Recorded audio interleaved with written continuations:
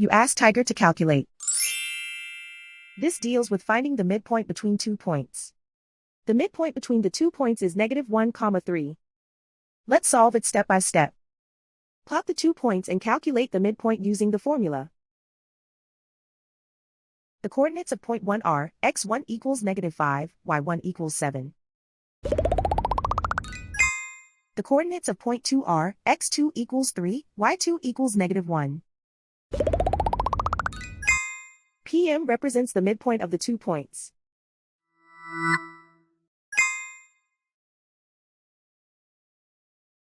Use the x values in the midpoint formula to find the midpoints x.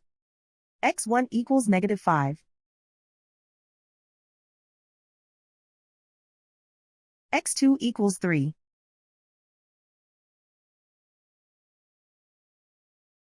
Simplify the arithmetic.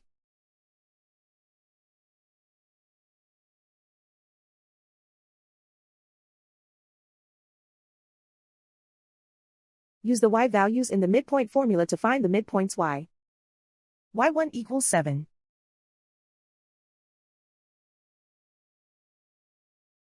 y2 equals -1. Simplify the arithmetic.